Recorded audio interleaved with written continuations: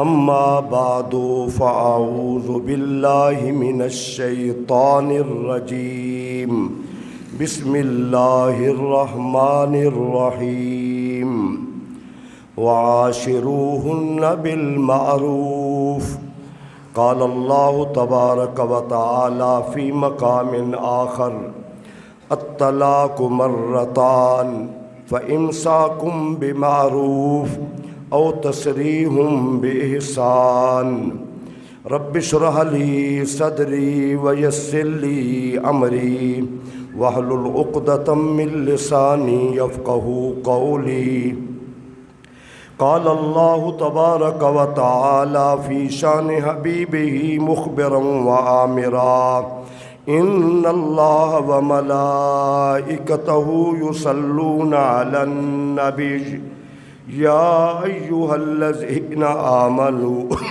صلوا علیہ وسلموا تسلیما اللہم صل علی سیدنا و مولانا محمد وعلی آل سیدنا و اصحاب سیدنا و مولانا محمد وبارک وسلم وصلوا علیہ صلاۃ و سلاما علیک یا سیدی یا رسول اللہ وعلی آلک و اصحابک یا سیدی یا حبیب اللہ۔ اللہ رب العزت کی حمد و ثنا حضور نبی رحمت شفیع امت جان کائنات خاتم النبیین صلی اللہ تعالی علیہ وسلم کی ذات اقدس پر درود و سلام عرض کرنے کے بعد دعا ہے اللہ رب العالمین مجھے کلمات حقہ قرآن و سنت کی روشنی میں بیان کرنے کی توفیق عطا فرمائے۔ اللہ ہم سب کو سننے کی، سمجھنے کی اور سمجھنے کے ساتھ اللہ ہمارے گھروں کو آباد و شاد فرمائے۔ طلاق کے فتنے سے، طلاق کی نفرت سے اور طلاق کے نقصانات سے اللہ ہمارے گھروں کو محفوظ فرمائے۔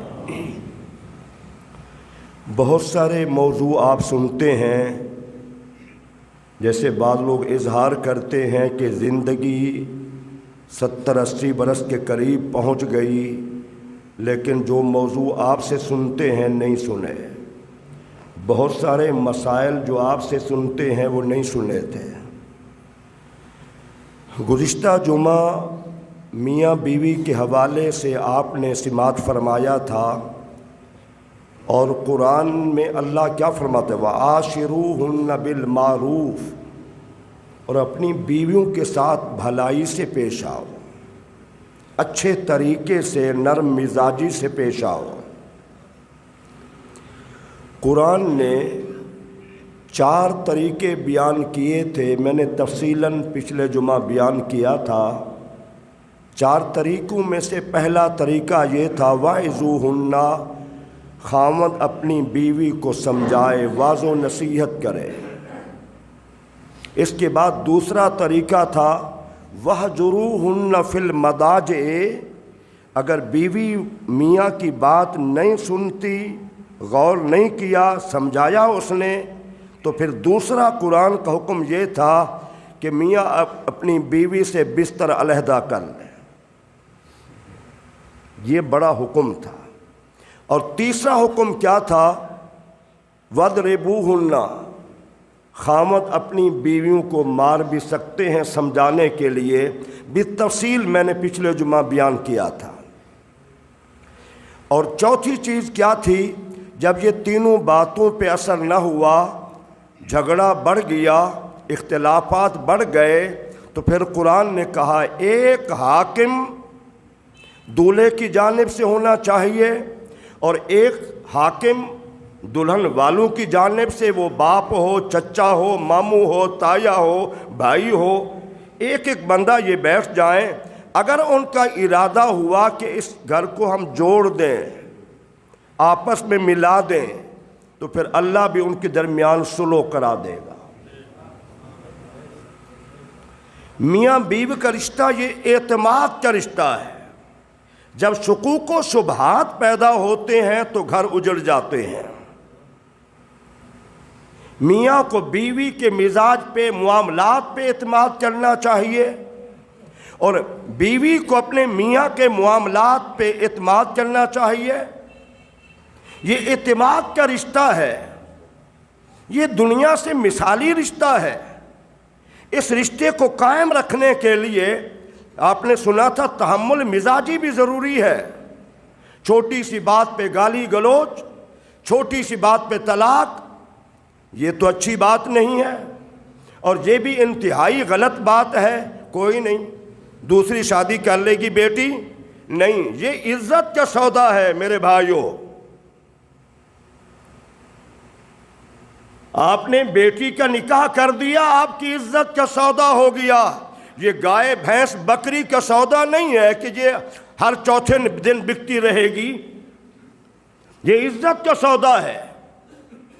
رسالت مآب صلی اللہ علیہ وسلم کی بیٹی کو ابو لہب کے بیٹے نے طلاق دے دی۔ میں نے آج طلاق کے موضوع پہ بیان کرنا ہے، ذرا توجہ رکھنا ذرا۔ یہ عزت کا سودا ہے، وقار کا سودا ہے، اس میں تحمل مزاجی اخلاق چاہیے۔ ایک عظیم ترین ہستی سیدنا عمر بن خطاب رضی اللہ تعالیٰ عنہ کے پاس ایک بندہ اپنی بیوی کی شکایت لے کے آیا۔ سنیں ذرا، معذور بھی ہوں۔ بڑے قد و قامت کے مالک تھے، بڑے جری اور بہادر تھے، قیصر و کسریٰ کے حکمران اپنے شاہی تخت پہ کانپ اٹھتے تھے۔ اتنا بڑا بندہ، اتنا پروقار شخصیت، ایک بندہ اپنی بیوی کی شکایت لے کے آپ کے دروازے پہ پہنچا۔ اس وقت آپ کی بیوی تھوڑے سے اونچے آواز میں بات کر رہی تھی، اور امیر المومنین نے خاموشی اختیار کر رکھی تھی۔ بھئی کبھی سناتے ہیں تو کبھی بیوی کی سن بھی لینی چاہیے، ٹھیک ہے نا؟ وہ تھوڑی دیر رکا، چل دیا۔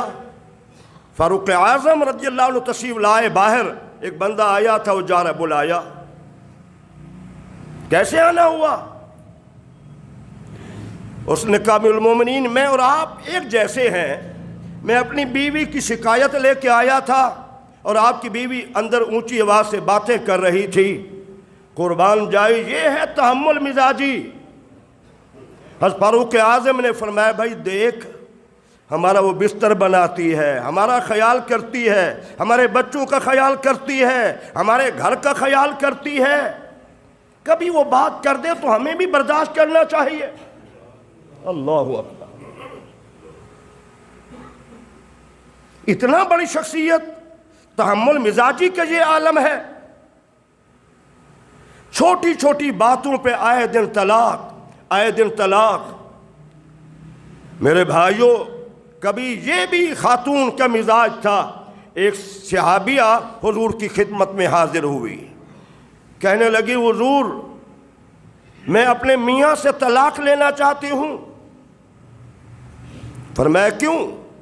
کیونکہ رسالت مآب نے فرمایا، جو عورت اپنے خامد سے طلاق کا مطالبہ کرے گی، جنت کی خوشبو سے وہ محروم رہے گی، اور جنت کی خوشبو 500 سال کی مسافت سے آئے گی۔ بندہ دنیا میں تیز ترین سواری پہ 500 سال سفر کرتا رہے، 500 سال، جہاں 500 برس کے بعد پہنچے گا، جنت کی اتنا خوشبو ہوگی کہ اتنا مسافت سے دور سے آئے گی۔ حضور فرماتے ہیں، وہ عورت جو اپنے میاں سے طلاق کا مطالبہ کرتی ہے، وہ اتنا خوشبو سے بھی محروم رہے گی۔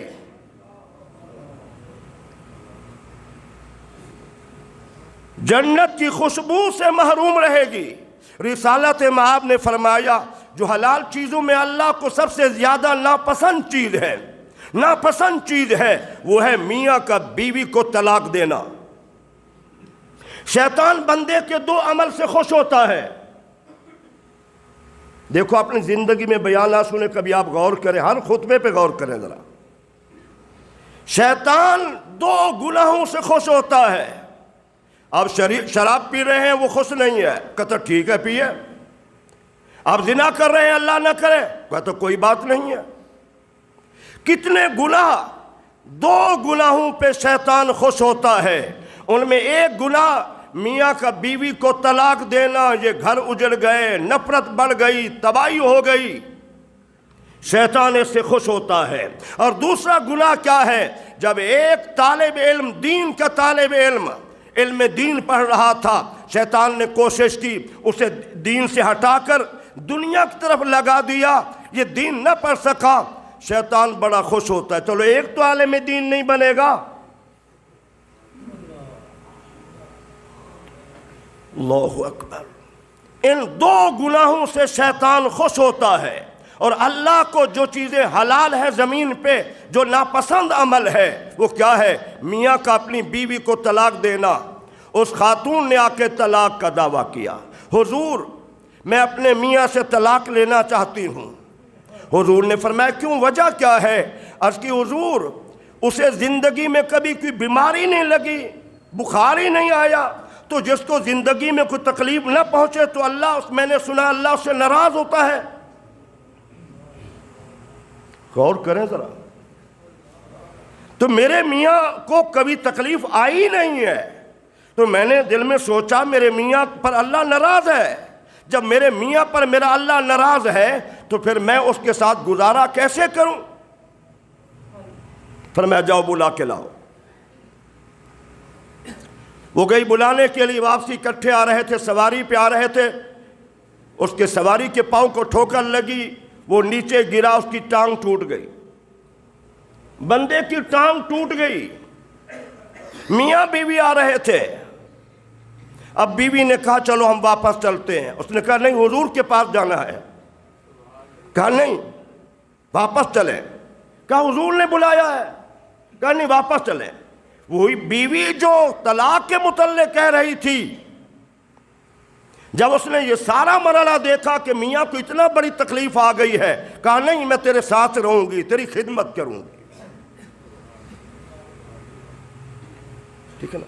کبھی یہ مزاج بھی تھا، کبھی یہ سوچ بھی تھی۔ آپ ذرا غور فرمائیں، تو طلاق جو ہے یہ ناپسند ترین عمل ہے۔ اب طلاق کے حوالے سے کچھ طریقے سنیں، کچھ مسائل سنیں۔ قرآن میں اللہ فرماتا ہے الطلاق مرتان فامساک بمعروف او تسریح باحسان۔ طلاق 2 بار ہے۔ طلاق کتنی مرتبہ ہے؟ 2 بار ہے۔ اس کے بعد آپ کی مرضی ہے، آپ اسے روک لیں یا اسے چھوڑ دیں۔ 2 طلاقوں کے بعد اگر ان مسائل پہ غور کریں تو بہت سارے ہم نے ائمہ کرام، عموماً یہی ہوتا ہے نا جی، مسجد پہ 10 کروڑ لگا دو، مولانا صاحب کی باری گزارا ہی کرنا ہے۔ اکثر مساجد میں گزارے ہو رہے ہیں، چپڑاسی کی تنخواہ دیکھ لو تو علماء کے وہ ٹھوکر جوتی کے ٹھوکر پہ رکھو، اس کی ضرورت نہیں ہے۔ اگر مساجد و تنخواہ نہ دیں گے تو اللہ تعالی ہمارا رازق اللہ ہے، نہ انتظامیہ ہے نہ حکومت ہے، رازق اللہ ہے۔ جس مولانا صاحب کو یہ پتا ہے کہ میرا رازق اللہ ہے، جو ماں کے پیٹ سے پال رہا تھا، 100 برس کی عمر ہو گئی، وہ رزق نہیں دے گا۔ میرے ایک دوست سے مولانا صاحب دینے کے تھے، ہم نے اکٹھے دورہ حدیث کیا 88 میں، تو مجھے کہنے لگے ہمارے پاس ایک گائے تھی، کچھ عرصہ دودھ پلاتی پھر چھوڑ جاتی، میرے بیٹا پیدا ہوا وہ صرف گائے کا دودھ پیتا تھا۔ اس نے کہا جب وہ گائے کا دودھ پینا شروع کر دیا تو اس کے 2 سال میں گائے نے 1 وقت بھی ناغہ نہیں کیا، پورے 2 سال۔ کہتا ہے وہ 13-14 برس سے ہمارے پاس پہلے سے گائے موجود تھی، لیکن کبھی ناغہ ہو جاتا ہے، کبھی جلدی دودھ چھوڑ جاتی۔ لیکن جس سال بیٹے نے دودھ پیا تو پورے 2 سال میں 1 وقت بھی گائے نے ناغہ نہیں کیا۔ ذرا غور کریں، ذرا رازق اللہ ہے، رازق اللہ ہے، آپ بھی سمجھے رازق اللہ ہے، اور مولانا صاحب کو بھی یقین ہونا چاہیے کہ رازق اللہ ہے، پھر بات بنے گی۔ چلو طلاق ذرا غور کیجئے، ایک طلاق ہے ایک خلو ہے، ایک تنسیخ نکاح ہے. ایک طلاق، ایک خلو، ایک تنسیخ نکاح. طلاق کیا ہے اس کو میں وضاحت سے بیان کروں گا. مرد کے اپنی بیوی کو کسی الفاظ طلاق سے طلاق دے دینا، ایک یہ ہے. دوسرا یہ ہے کہ بیوی میاں کے ساتھ رہنا نہیں چاہتی، وہ اپنے میاں سے کہتی ہے آپ اتنا رقم لے لیں، یا میرا مکان آپ لے لیں، یا میرے پلاٹ لے لیں، یا اتنا پیسے لے لیں، آپ مجھے چھوڑ دیں. یہ ہے خلو. یہ زمانہ نبی اس دور میں بھی تھا جو آج ہمارے دور میں ہے. یک طرفہ ڈگری جسے اس نے خلو لے لیا، یہ خلو نہیں ہے. جو ہمارے دور میں نظام چل رہا ہے، کیس کیا، یک طرفہ ڈگری ہو گئی، یہ خلو لے لیا اس نے. خلو نہیں ہے. خلو میں میاں بیوی کی آپس کی مفاہمت سے بات طے کر کے کہ میں آپ کو اتنا رقم دیتی ہوں، یا میری فلاں پراپرٹی ہے، یا سونا ہے، یا گھر ہے، آپ لے لیں، مجھے چھوڑ دیں. یہ ہے خلو. اور تنسیخ کیا ہے؟ تنسیخ نکاح جسے ہم خلو سمجھتے ہیں، یہ خلو نہیں ہے. لڑکی نے دعویٰ کیا یا والدین نے دعویٰ کیا، یک طرفہ ڈگری ہو گئی، جج نے. جج کون ہوتا ہے؟ سمجھیں میری بات. عورت کا مالک اس کا خامد ہے، جج نہیں ہے. جج کو اختیار ہی نہیں ہے. ہمارے ہاں چل رہا ہے.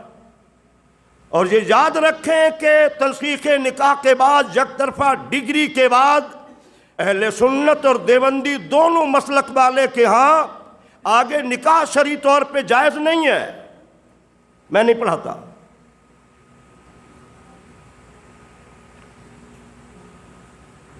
یک طرفہ ڈگری جج نے فیصلہ کیا ہے. یہ غور کر لیں، ذہن نشین کر لیں بات، یہ جج کو حق حاصل ہی نہیں ہے. ہاں سوائے ایک صورت کے، مرد بیوی کے لائق ہی نہیں ہے. سمجھ آ رہی بات؟ مرد بیوی کے لائق ہی نہیں ہے. یا دوسری ظلم کرتا ہے، خرچہ نہیں دیتا، اس کے حقوق ادا نہیں کرتا. آنڈی گوانڈی میں پنجابی ہمسائے سارے اس بات پہ گواہ ہیں. تو پھر اس صورت میں جب میاں چھوڑتا بھی نہیں ہے، حقوق بھی ادا نہیں کرتا، ظلم بھی کرتا ہے، تو پھر اس صورت میں جج کا فیصلہ اسلامی نقطہ نگاہ سے قبول ہوگا. ورنہ آج جو کچھ ہو رہا ہے، یہ تنسیخ نکاح، اس سے طلاق نہیں ہوتی، یہ فیصلہ صراحتاً صحیح نہیں ہے. اہل سنت اور دیوبندی دونوں کے نزدیک متفق اس مسئلے میں آگے اس کے جو نکاح ہوگا وہ نکاح نہیں ہوگا. کچھ سمجھ آ رہی میری بات آپ کو؟ اچھا. طلاق جو ہے یہ 3 قسم ہے. طلاق احسن، حسن اور طلاق بدعت. طلاق احسن کیا ہے؟ طلاق حسن کیا ہے؟ طلاق بدعت کیا ہے؟ طلاق احسن یہ ہے کہ بیوی اپنے ماہانہ ایام سے پاک ہو جائے. پاک ہو جائے. اللہ نہ کرے معاملات اچھے نہیں تھے تو اس صورت میں مرد کا بیوی کو طلاق دے دینا، جس میں ملے نہیں ہیں میاں بیوی. ایام سے پاک ہو گئی، اس کے بعد دوسرے دن، چوتھے دن، انہی دنوں میں مرد اپنی بیوی کو ایک طلاق دے دے. پھر وہ ایام پاکیزگی والے گزر جائیں، پھر اس کے بعد دوسرے ایام آ جائیں ناپاکی والے، وہ گزر جائیں، پھر پاکیزی والے ایام گزر جائیں، پھر ناپاکی والے ایام گزر جائیں. 3 ایام ناپاکیزگی والے. سمجھ آ رہی ہے نا؟ جو ماہانہ ایام ہیں 3 ایام یہ گزر جائیں. اب جو ایک طلاق دی تھی، اب اس کے بعد یہ میاں بیوی کا تعلق ہمیشہ کے لیے ختم ہو جائے گا. لیکن اگر یہ دوبارہ نکاح کرنا چاہیں، عدت گزر چکی ہے، 3 ایام گزر چکے ہیں، اگر یہ ملنا چاہیں، سلو کرنا چاہیں، تو اب اجازت ہے کہ دوبارہ نکاح. مسئلے کو توجہ سے سنیے ذرا اس نوعیت کو, کہیں آپ کو سمجھ نہ آئے پھر مفتی صاحب نے ایسے کہا تھا. نہیں, بڑی ذمہ داری کے مسائل میں عرض کر رہا ہوں. یہ سے احسن کیوں کہا گیا؟ سب سے زیادہ خوبصورت طلاق. اس لیے 99% طلاقیں اکٹھی دی جا رہی ہیں, جذبات میں دی جا رہی ہیں, اور جب طلاق کے بعد جب غصہ ختم ہوتا ہے اگلے لمحے پھر آنکھیں کھلتی ہیں, اوہو بچے کہاں جائیں گے, گھر اجڑ گیا. ٹھیک ہے نا, تو سوچنے کا موقع ہی نہیں ہے. تو اسلام نے کیا کہا؟ ایک طلاق دو, تمہارے پاس 3 مہینے وقت ہے سوچنے کا. 3 منتھ تمہارے پاس وقت ہے سوچنے کا. تم جب چاہو 3 ماہ میں دوبارہ بغیر نکاح کے سلو کر سکتے ہو. اگر ایام تینوں گزر جائیں پھر سلو کا ارادہ ہے تو 2 گواہ بیٹھ جائیں, میاں بیوی کا پھر نکاح ہو جائے گا, زندگی پھر شروع ہو جائے گی. اسلام نے اسے کہا احسن طلاق, خوبصورت طلاق. آپ 3 منتھ سوچ سکتے ہیں. اتنا بڑا ٹائم دیا اسلام نے آپ کو. کیا خوبصورت انداز ہے, کیا خوبصورت طریقہ ہے. بیوی کو بھی عقل آ جائے گی, میاں کو بھی عقل آ جائے گی, گھر بھی تباہ ہونے سے بچ جائے گا. یہ ہے احسن. حضرت عبداللہ ابن مسعود سے بھی یہی مروی ہے, سیدنا علی مصطفیٰ سے بھی یہی مروی ہے. یہی انداز جو میں نے آپ کے سامنے بیان کیا 14 صدیوں پہلے ان کا. یہ فقیہ صحابہ ہے. پھر اس کے بعد طلاق حسن ہے. حسن طلاق یہ ہے کہ بیوی جب ایام سے فارغ ہو جائے, پاکیزگی والے دن شروع ہو جائیں, آپ ملے نہیں, اس حالت میں ایک طلاق. پھر یہ پاکیزگی کے ایام گزر جائیں, پھر ایام دوسرے آ جائیں, پھر اگلے پاکیزگی والے ایام میں پھر طلاق دینا دوسری. یہ آپ کو ٹائم مل گیا ہے. پہلے والا انداز بہت خوبصورت تھا, بہت خوبصورت تھا. طلاق کا نام ہے احسن طلاق, اور یہ طلاق حسن دوسری قسم ہے.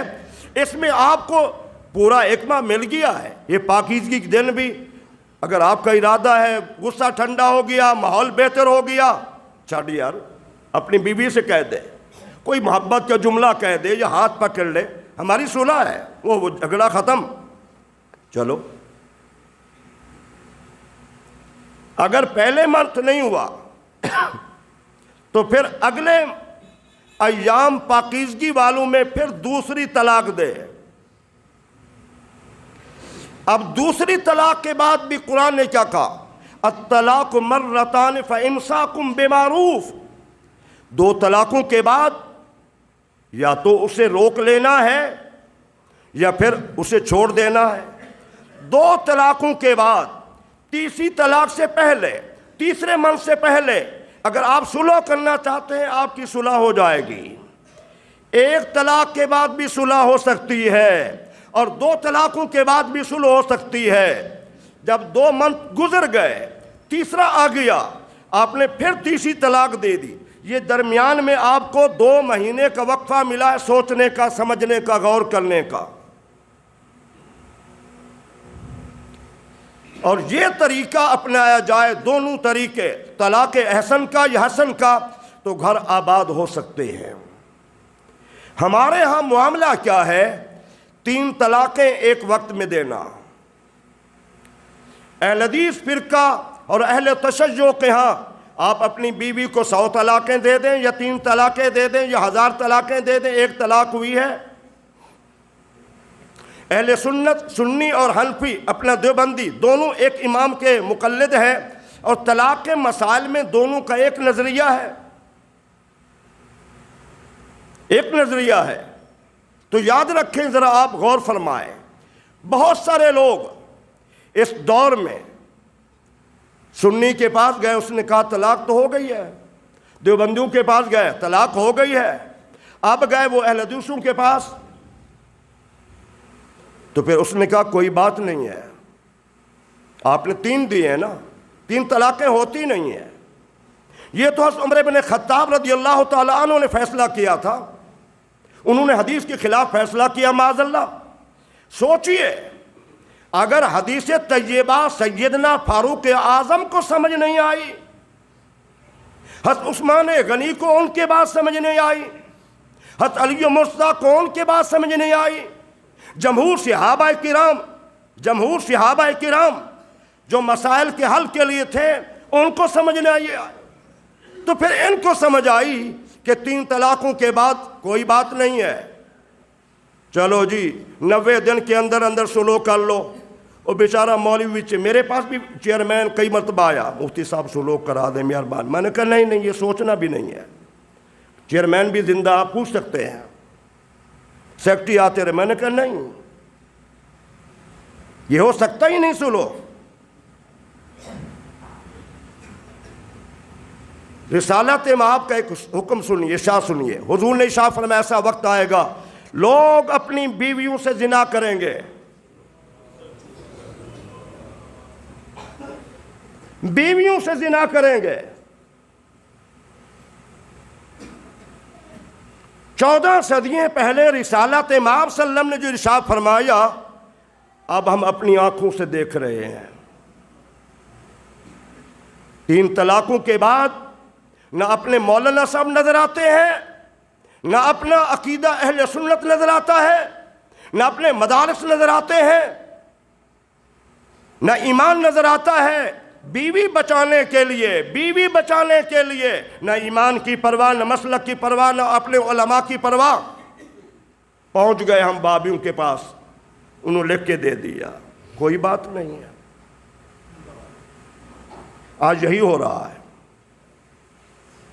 اور کتنے گھر آپ دیکھیں گے 3 طلاقوں کے بعد رہ رہے ہیں۔ تو 1400 سال پہلے حضور نے کیا فرمایا؟ زنا۔ تو 3 طلاقوں کے بعد ایسی سلو، ایسے معاملات، اس میں یہ یاد رکھیں یہ پوری زندگی، بقیہ زندگی وہ زنا ہے۔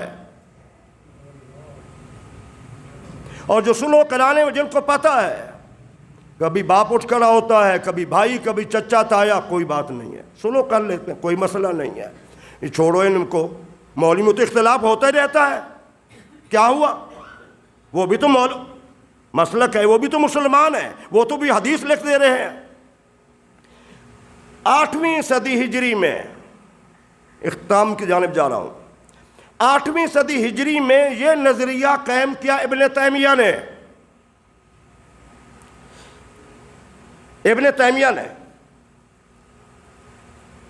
اس نے یہ نظریہ دیا، اور اس کا جتنے لوگ تھے ان سب مسلمانوں نے، ائمہ کرام نے اس نظریے کی مخالفت کی، حتیٰ کہ یہ نظریہ دینے والے بھی 3 طلاقیں 1 طلاق ہے، ان پر جنہوں نے یہ فتویٰ دیا، جنہوں نے کوشش کی، ان پہ تشدد کیا گیا، ان پہ الزام تراشی کی گئی کہ تم نے جمہور علماء اور قرآن و سنت کے خلاف ایسا کیوں فتویٰ دیا ہے؟ طلاق بدعت کیا ہے؟ بجا کا وقت اللہ نہ کرے کوئی بندہ اپنی بیوی سے کہے جا میں تجھے 3 طلاقیں دیتا ہوں، یہ طلاق بدعت ہے۔ دوسری بات، جا تجھے 1 طلاق ہے، دوسری طلاق ہے، تیسری طلاق ہے، یہ بدعت ہے۔ جا طلاق ہے، یہ بدعت ہے۔ یاد رکھیں یہ چونکہ طریقہ سنت کے خلاف ہے اس لیے طلاق بدعت کہا گیا ہے، طلاق ہو جاتی ہے۔ اچھا ایک اور مسئلہ عرض کر دوں، یہ زیادہ لوگوں کے ذہنوں میں ہے، جو عام مدارس سے طلباء دوڑ کے آ گئے، ہم نے امام خطیب بنا لیا کہ اگر عورت امید سے ہو تو اس کو طلاق نہیں ہوتا، حاملہ ہے، بچہ 3-4 ماہ کا حمل ہے، 6 ماہ کا حمل ہے، 8 ماہ کا حمل ہے، 1 ماہ کا حمل ہے، طلاق نہیں ہوتی۔ یاد رکھنا اگر عورت حاملہ ہے تب بھی طلاق ہو جائے گی، طلاق ہو جائے گی، لیکن اس کی عدت کیا ہے؟ 3 منتھ نہیں ہے، اس کی عدت ہے جب بچہ بچی پیدا ہوگا، پہلے مہینے طلاق ہو گئی، 9ویں مہینے میں بچہ بچی پیدا ہو رہے ہیں، جو ہی بچہ بچی پیدا ہوں گے عدت پوری ہو جائے گی۔ اگر 9ویں مہینے میں طلاق دی گئی ہے، 2 دن بعد بچہ پیدا ہو گیا ہے، تو جمہور علماء کا یہی قول ہے کہ اس کی عدت پوری ہو گئی، طلاق ہو جاتی ہے۔ اور یہ بھی یاد رکھنا، غصے کی حالت میں طلاق، عموماً جتنے لوگ ہم نے غصے میں طلاق دی ہے، غصے میں 2 تماچے لگا دیتا، 2 گالیاں دے دیتا، جی میں نشے میں تھا۔ یاد رکھیں، غصے میں طلاق بھی ہو جاتی ہے، نشے میں طلاق بھی ہو جاتی ہے، مزاح میں آپ نے بیوی کو مزاح میں طلاق دی، طلاق پھر بھی ہو جاتی ہے۔ اور 3 طلاقوں کے بعد پھر سلو کرنا، یہ اللہ کے حدود اور اللہ کے قانون کے خلاف ہے۔ 2 طلاق تک اسلام نے آپ کو اجازت دی تھی، آپ سلوک کر لیں، 1 کے بعد سلوک کر لیں، 2 کے بعد سلوک کر لیں، یہ طریقے اسلام نے بیان کر دیے جو میں نے عرض کیے ہیں۔ تو 3 کے بعد اسلام سلوک کی اجازت نہیں دیتا، یہ تو پہلے سوچنا چاہیے۔ تو لہٰذا اسلام کا جو درس ہے تحمل مزاجی کا، بہت ساری باتیں، بہت سارے مسائل، یہ وسیع مضمون ہے۔ میں نے کوشش کی کہ جامع انداز میں آپ کو سمجھاؤں تاکہ آپ کو سمجھ سکیں۔ اللہ ہمارے گھروں کو اجڑنے سے، طلاق کی ناچاکیوں سے، طلاق کی لعنت سے اللہ محفوظ رکھے۔ اللہ ہمارے گھروں کو آباد و شاد فرمائے۔